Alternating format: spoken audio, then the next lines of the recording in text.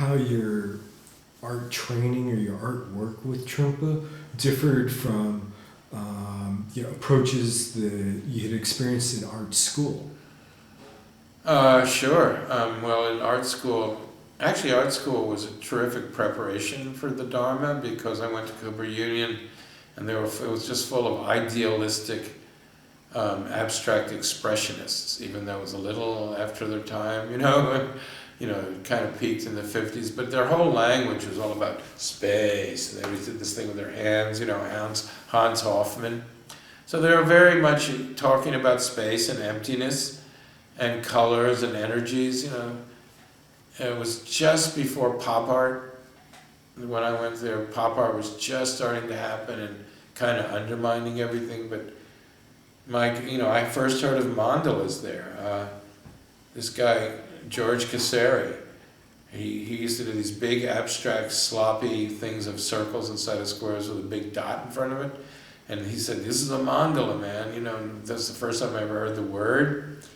And he went on to do photorealist paintings of girls in lingerie from their breasts down to their knees, and with their pussy right in the dead center of the canvas, because that was the center of the mandala. And he said, "I finally found the center of the mandala, man." So he did these super luxurious oil paintings of, Casari, right? Mm-hmm. Yeah. He did a bunch of album covers. Yeah? Yeah. Yeah, cool. Discovered his art and figured out. Oh, okay. Yeah. So that was good, but they were all about aggression, and they were also all about conquer. George Casari would also say, conquer the canvas, get rid of that white surface, smear it with something, just stain it, get it going, get rid of that whiteness, So that was the difference, was aggression versus non-aggression, basically. You could sum it up right there, The art school training was all about ambition and making and conquering things and aggression, Nothing like a bunch of heterosexual, drunken, abstract expressionists. Thank God all those gay pop artists came in. Well, some of them were gay, not enough of them. Andy was at least, So that was the, I've told this story too many times. I don't know if you want to hear it all over, meeting Trungpa and... Yeah, you ran me through that yesterday. Yeah, knocking on the door and getting invited right in and drawing the dot, drawing the seed syllable, ah, just instantaneously, going in there and drawing this for a few hours, and ah was the seed syllable of creation, So I was thinking about it this morning and thinking that anybody, you could just draw an ah and go, okay, that was for a book cover and that was all there was to it, move on. But in Trungpa's mind, that was the seed of the beginning of the Dharma in America, in this new incarnation of no robes, not like Sammy Ling style. So to him it was like monumental. It was like the equivalent of planting a flag in an island, like if you're an explorer from the old days. It might seem like a tiny gesture, but in their minds it was, I am now claiming this, So Trungpa, by making that dot, that ah, was putting the flag in America, now that I look back, And then the next thing of painting the doorway at Karma Chilling, he kept saying, this is the entrance of the Dharma into the West. The Dharma will now enter through this doorway. So that was the next thing. And like I told you yesterday, at the time it seemed like this huge, big thing. And now you look at pictures of Tibetan monasteries and it's less than a postage stamp. You know what I mean? It's so tiny and inconsequential, But in our minds, whoa, we've never seen anything like it, And it even got written up in the Village Voice, Jill Johnson, the crazy dance girl, wrote about it. And, it's this huge, outrageous thing in Vermont, and, but looking back, it's so pathetically tiny. But he said it was the entrance of the Dharma.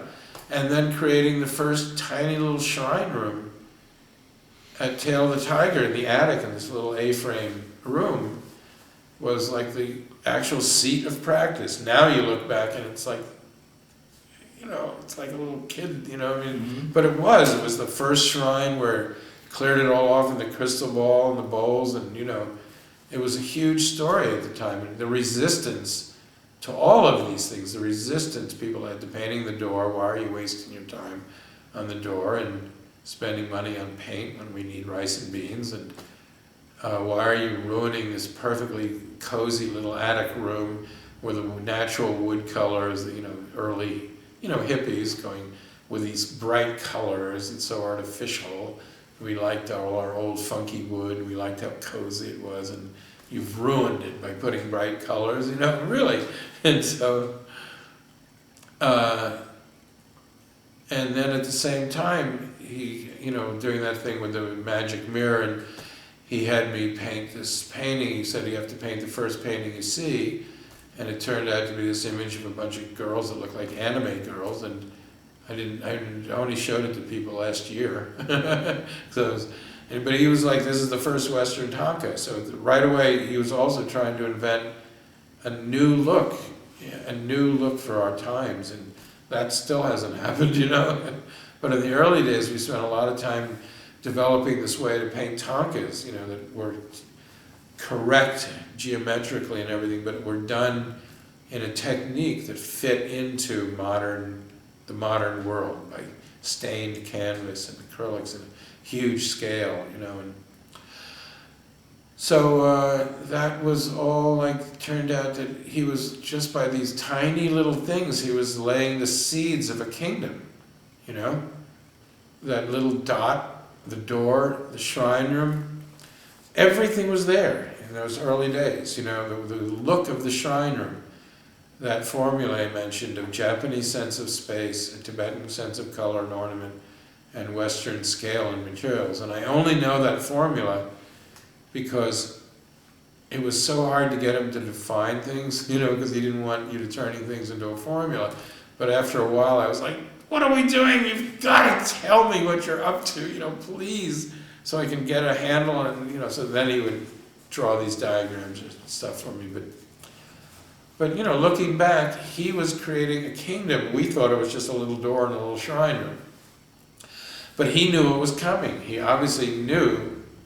So then the next big leap forward was creating the first seminary in Jackson Hole, Wyoming, which was a hotel that somebody had on the scene.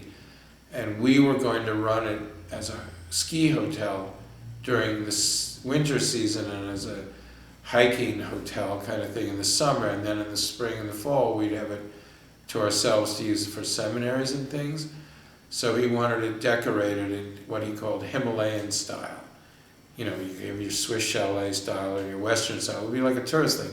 But it was a look. It turned out it was a look. So we had to make huge numbers of banners to decorate an entire hotel. This was in 72, 73. So that was the first really major statement of a style, a look, where the first banners were. We spent huge amounts of time getting the scale of things and the materials to use. Like the first things were all felt applique, and we went through so many different styles, and just to get the feel of the scale of things. When Trungpa Rinpoche was saying, when you'd go down one path, saying here, let's try this out, what were some of the things that he was saying no to? Curious about how he would make corrections, or now we need to go in this other direction. Okay, well, what was on his mind? Okay, well, I can tell you. Let me just jump ahead to when we created the first flag. With the 4 dignities on tiger, lion, Buddha, dragon. That was done in the mid-70s when he had this. When he was just first revealing Shambhala, and. He came over. We had a really big banner studio at that time because we were decorating the world. We were churning them out just continuously. And in his time, the scenes were just filled with banners and color and stuff. Now it's kind of gotten very corporate looking. We have our 1 or 2 official corporate banners with the logo on it. But back then it was just this wild explosion of color because we were trying all these different things. And it was just Trungpa, big and bold and wild and colorful. So, for instance, when we did the first flag, he had a Tibetan Thangka painter come in and draw the tiger lion girded dragon. And there's just a whole hilarious, funny story of, I printed it, and, you had to have the background colors, the red, white, blue, and orange, and it didn't occur to me to buy those colors in fabric and sew them together, so instead I printed the background colors in very heavy ink, so when they dried, they were as stiff as cardboard, and then I printed these line drawings of tiger, lion, girded dragon on them, and they were done in a typical Tibetan style of really thin, delicate, very lyrical lines, so thin and, almost very feminine, actually, And anyway, we raced it up to Rocky Mountain Dharma Center and ran it up the flagpole because he was leaving the next day on a secret mission. Of course, it went up like the moon flag, it was completely solid, like the guys on the moon. The flag just was out like a rock. And then this huge wind came along and started blowing, and it cracked, and you could hear it cracking all through the valleys. And I was so embarrassed. I remember running up the mountain and saw the Sakyam, our souls up there, and just running around the mountains. I was so embarrassed because this thing was cracking. I could hear it cracking. At any rate, he went off to Nova Scotia. That was the secret mission, to plant the flag like an explorer. Because he'd been dowsing maps all over the world, looking for the right place for Kingdom of Shambhala to incarnate. And he was doing it by just looking at maps and kind of doing his dowsing kind of thing that he did, of magic-y stuff, looking for...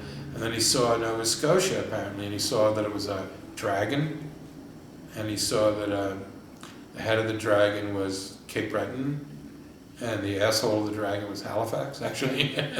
And that's why he chose, because of the shape, And then he got into Canada, that was it. But he went on a secret mission up there to plant the flag and to claim it, That I only found out years later that was the mission, But when he came back, he said, Jack, it just doesn't make it. The Tibetan style is too delicate, and it's too tiny, and it's degenerated. And he said, I can't stand Tibetan Thangkas, they're all too tiny and too precious and too girly, and they take too long to do, and they're all just too precious, too, he hated it, That's why in the early days we invented the style of big bold Thangkas. But anyway, he said, I want you to redo the animals, the dignities, as if Albrecht Dürer drew them, the woodcut carving guy from the 1400s, German woodcut artist, Albrecht Dürer. So he did have a Tibetan sort of sketch out what happened was he said, so I thought medieval heraldry, So I started designing it like King Arthur, like flat and like the lions rampant, So I designed a flag that had tiger, lion, girded dragon, done exactly like it was out of King Arthur days, like on a shield, flat and with their, hands and feet going out like that. And it was like, I remember I was in the basement of Dorjezong, and it was like 2 or 3 in the morning, because everything was always needed the next day, the next day. And I remember it was 3 o'clock in the morning, and I had the whole walls of this little office plastered with these drawings of tiger, lion, girded dragon like this, and a huge pile of Coke. I was sniffing giant lines of Coke and a huge bottle of sake there. And Trungpa came walking through the halls at 3 in the morning and said, Jack, I'm just checking up on you, And he looked and said, no, that's not what I meant when I said Albrecht Dürer. He said, I want the weight of the lines to be strong.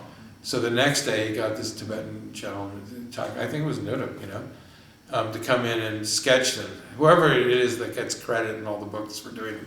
But he did a pencil drawings to show the postures, being in typical Tibetan postures. And then I drew them as if I was Albrecht Dürer, who I loved anyway, and I could get into the strength of those lines, every Tibetan would never draw lines like that, big. And by then, Trungpa had taught me this whole technique of not round, not straight, and all the geometry of the eye. We had talked so much about geometry and how the retina of your eye works and how every line has to be, 10,000 miles long, and I could go on forever on this, but That's the difference. So he wanted. So when we first started inventing the banners, like for that hotel, for instance, we talked a lot about King Arthur and how we wanted to have that same feeling of heraldry, but then I finally, but with the more Tibetan, But eventually we did get into, we got very into King Arthur at a certain point, for Midsummer's Day.